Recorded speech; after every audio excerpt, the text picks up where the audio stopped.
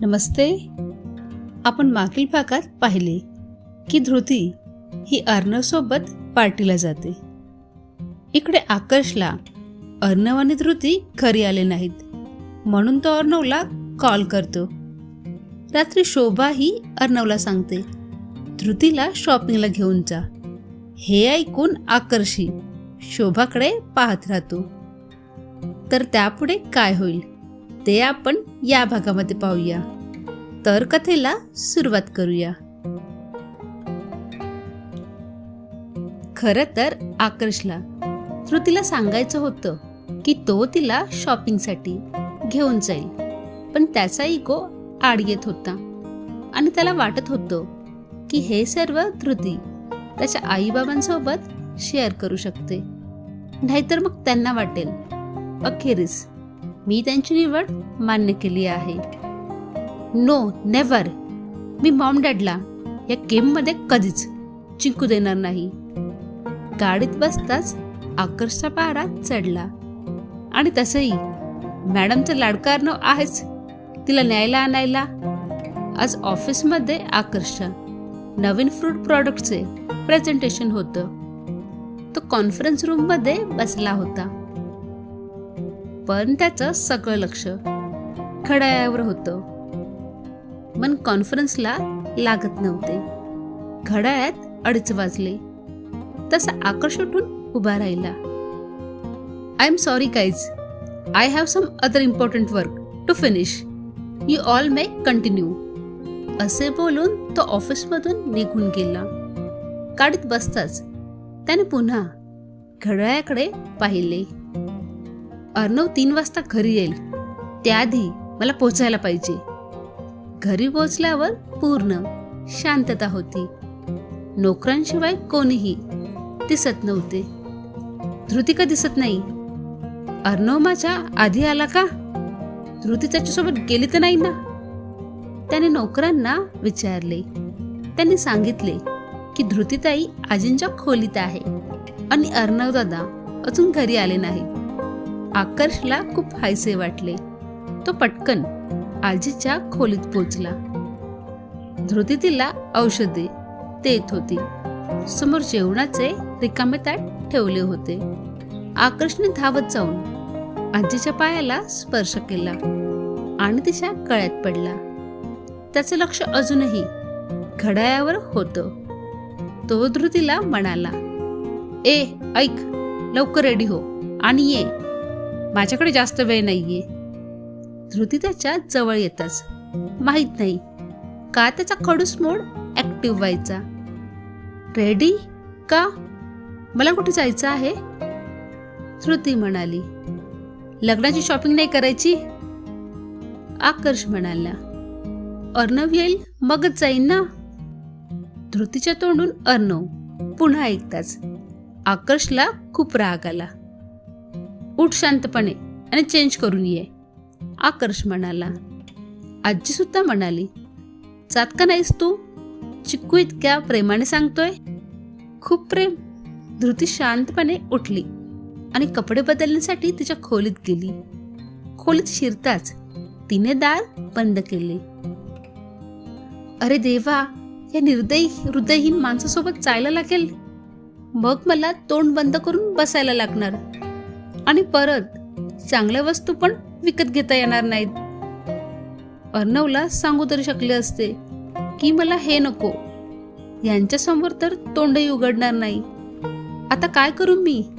अरे देवा, अर्णवला घरी पाठवून द्या प्लीज. कसे तरी मनात नसताना अनिच्छेने ती कपडे बदलून बाहेर आली. बाहेर येताच तिच्या आनंदाला पारावर उरला नाही. अर्णव कॉलेजमधून आला होता. अरे धृती, तू तर आधीच तयार झालीस. Good girl. जरा थांब, मला थोडी पेटपूजा करू दे. मला खूप भूक लागली आहे. मग आपण दोघे शॉपिंगला जाऊ, अर्णव म्हणाला. धृतीने आनंदाने उडी मारली. वा, देवाने शेवटी माझं ऐकलं. तिने पटकन अर्णवला खायला दिले. तेवढ्यात आकर्षी हॉलमध्ये आला. ओह, तर नवाबजादे कॉलेज बंक करून आलेत. आकर्षने त्याच्याकडे न बघता त्याला सुनावले. हो, उरकून आलो. बाय द वे भाई, आज एवढं लवकर कसे? अर्णव म्हणाला. काही नाही, बस थोडं काम होतं.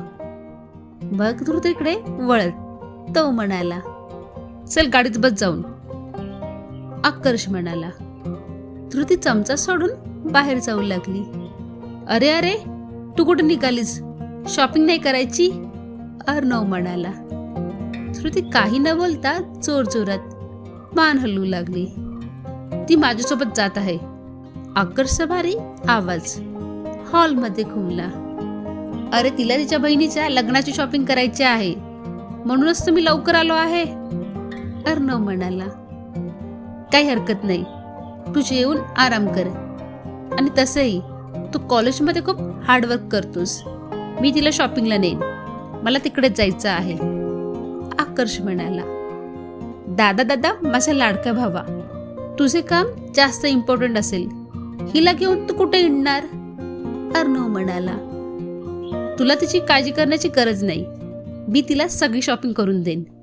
आकर्ष म्हणाला. असं कसं करशील? मॉमने माझ्यावर जबाबदारी दिली होती. काल तू पण होतास, तेव्हा का नाही सांगितलंस? अर्णव म्हणाला. आकर्षचे दात रागाने वाजत होते. तो अर्णवच्या चेहऱ्यासमोर पोट दाखवत म्हणाला. मी म्हणालो ना, मी जातोय तर मीच जाणार. तू कोण आहेस ठरवायला? धृतीला विचार, ती कोणासोबत जाणार? अर्णव म्हणाला. बिचारी धृती दोघांना भांडताना बघून घाबरून दरवाजाजवळ उभी होती. दोघेही वळून धृतीच्या समोर उभे राहिले. धृती, सांग भाईला, तू माझ्यासोबत जाणारस? अर्णव धृतीला टोळा मारत म्हणाला. हा, या 150 अर्णवला क्लिअर सांग की तू माझ्यासोबत चालली आहेस. आकर्ष डोळ्यातून आग निघत होती. धृतीला पळून जाऊन अर्णवच्या मागे लपायची इच्छा होत होती. तिलाही अर्णव सोबत जायचं होते. अगदी सीता स्वयंवरातल्या शिवधनुष्य तोडण्याच्या एपिसोड सारखे वातावरण निर्माण झाले होते. जणू धृतीने शिवधनुष्य तोडले होते आणि अर्णव लक्ष्मणाप्रमाणे तिला डिफेंड करत होता. आणि या क्षणी तिला तिच्या नवऱ्यामध्ये परशुराम दिसत होता, जो धृतीने नकार दिल्यावर धृती आणि अर्णव या दोघांचाही कुऱ्हाडीने मुंडके उडवून टाकेल. धृतीला खूप टेन्शन आलं होतं. मन एक सांगत होतं, तर डोकं दुसरं. खूप विचार करून ती हळूच पुढे सरकली आणि आकर्ष जवळ उभी राहिली. चला जाऊया, नाही तर इथे रात्र होईल, धृती म्हणाली. आकर्षने अर्णवकडे पाहून विजयी स्मित हास्य केले.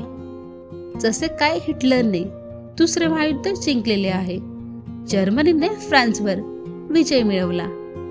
तो केसातून हात फिरवत धृतीच्या मागे गेला.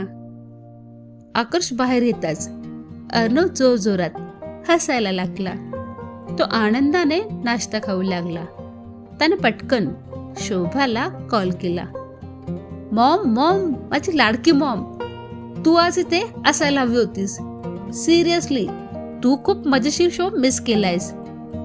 इतकं काही घडणार आहे हे मला माहित असतं तर मी रेकॉर्डिंग केलं असतं माझ्या फोनमध्ये. मॉम, खूप मजा आली, सिरियसली.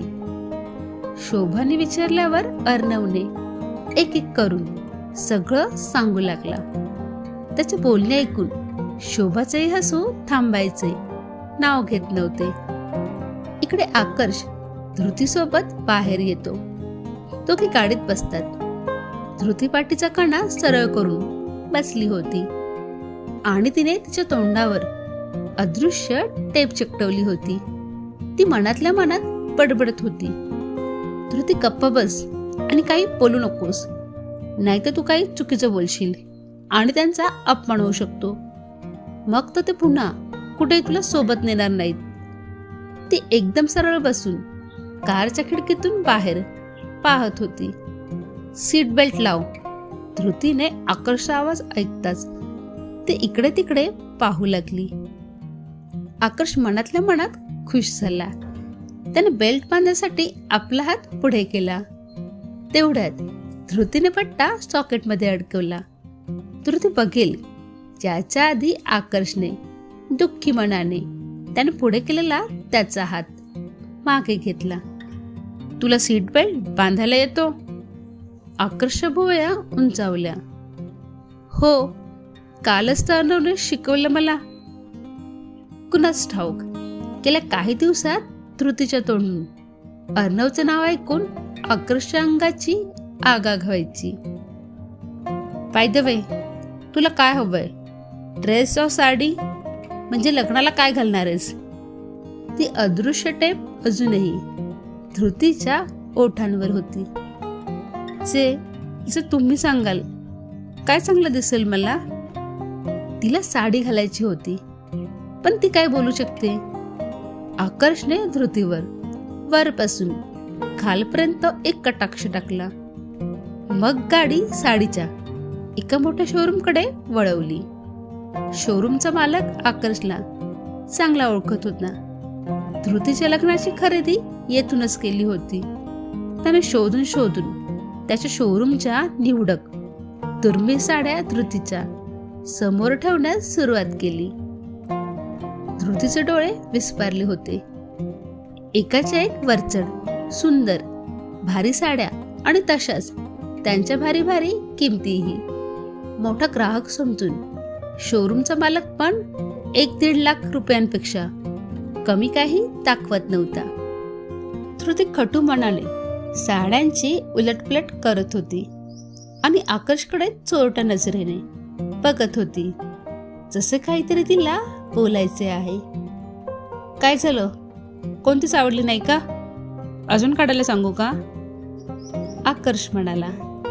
नाही, माझं ऐका. घाबरून धृती आकर्षच्या कानाजवळ येऊन बोलली. एवढी भारी आणि जड साडी मला नकोय.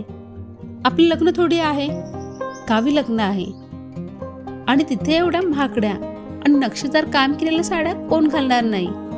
मग यावर पैसे वाया घालून काय उपयोग आहे? यांना सांगा काही कमीवाल्या दाखव्या, लग्न आहे, धावपळीची 4 कामं पण असतात. अशा साड्या घालून चालता पण येणार नाही. पहिल्यांदाच धृतीचे कोणते तरी बोलणे आकर्षला समजूतदारपणाचे वाटले. धृतीने त्यापैकी कमी रेटवाल्या हलक्या साड्या काढल्या आणि शेवटी तिला आणि आकर्षला लिंबू हिरव्या रंगाची सिक्वेन एम्ब्रॉयडरी केलेली साडी आवडली. यानंतर त्यांनी नीलमसाठी शगुनची एक महागडी सुंदर नक्षीदार काम केलेली साडी खरेदी केली आणि धृतीने अनेकदा नकार देऊनही आकर्षने तिलाही अनेक साड्या खरेदी करायला लावल्या. आणि आता वेळ होती दागिने खरेदीची. तसं तर ती काही बोलली नसते, पण आकर्षचं आजचं वागणं काही वेगळंच होतं. त्यामुळे ती खूप खुश होती. खरं तर पूर्ण 24 तास होणार होते. आकर्ष तिला एकदाही ओरडला नव्हता. दोघेही दागिन्यांसाठी तनिष्कला पोहोचले. सांग त्यांना तुला काय बघायचं आहे, आकर्ष धृतीला बोलला. पुन्हा धृती आकर्षच्या जवळ आली आणि त्याच्या कानात कुजबुजली. मला सांगा काका काकूंनी तुम्हाला लग्नात काय दिलं? चैन की अंगठी की फक्त आहेर होता? आकर्षच्या डोक्यात काहीच उतरत नव्हते. त्याला त्याच्या लग्नातील एकही विधी स्पष्ट आठवत नव्हता. लग्नात एखाद्या यंत्राप्रमाणे तो आई वडील बोलतील ते करत होता. मला आठवत नाही, आकर्ष खाली मान करून म्हणाला. जरा माझ्या आईला फोन लावून द्या, ती सांगेल. अगं तू असंच घे ना, तुला जे हवंय ते, आकर्ष म्हणाला. असं कसं घेऊ? जेवढा हार केला असेल तेवढाच परत करणार ना? आकर्ष आश्चर्याने तिच्याकडे बघत होता. आहे तर विधभर, आणि डोकं तर बघा, या सगळ्या भानगडीत किती तरबेज आहे. बरं, त्याने तिच्या वडिलांना गावी फोन लावून तिच्या हातात दिला. बराच वेळ बोलून झाल्यावर धृतीने आकाशला फोन परत केला आणि म्हणाली, आई म्हणत होती की तुम्हाला 2 तोळ्यांची चैन आणि अंगठी पण दिली होती. बाबा हिशेब नंतर करतील त्यांचा देणा घेण्याचा. तर मग मी काय विचार करते की काकूने मला नथ आणि झुमके दिले होते, तर ते आपण नीलमसाठी घेऊ आणि वेल पण घेऊ झुमक्यांवरती, चालेल ना? तिचे सगळे बोलले आकर्षच्या डोक्यावरून जात होते. त्याच्या डोक्यात काहीच उतरत नव्हते. पहिल्यांदा त्याला धृतीसमोर आपण अशिक्षित आणि अडाणी आहोत असे वाटत होते. पण सगळं समजल्याचे तोंडावर एक्सप्रेशन आणत त्याने होकारार्थी मान डोलावली आणि मग अटेंडंटला म्हणाला, मॅडमला जे हवे आहे ते दाखवा. सध्या धृतीचा आनंद ओसंडून वाहत होता आणि आकर्ष मनात विचार करत होता, या मूर्ख अर्णवने मॉम डॅडला सगळं काही सांगू नये. जर मॉम डॅडनी मला याबद्दल विचारलं तर मी काय सांगू? नाही, मी त्यांची निवड कधीच एक्सेप्ट नाही करणार. हा आनंद मी त्यांना अजिबात देणार नाही. त्याला विचारायला बुडलेला पाहून धृती निरागसपणे म्हणाली, काय झालं? तुम्ही काळजी करू नका. मी बोलले ना, बाबा देण्या घेण्याचा पूर्ण हिशोब करतील. तिने असे बोलल्यावर इच्छा नसतानाही तिला पाहून आकर्ष स्माइल करू लागला. तर मित्रांनो, कथेचा हा भाग तुम्हाला कसा वाटला हे कमेंटमधून जरूर सांगा. आणि कथा आवडली असेल तर तिला लाईक आणि शेअर करा विसरू नका. कथा पाहण्यासाठी खूप खूप धन्यवाद.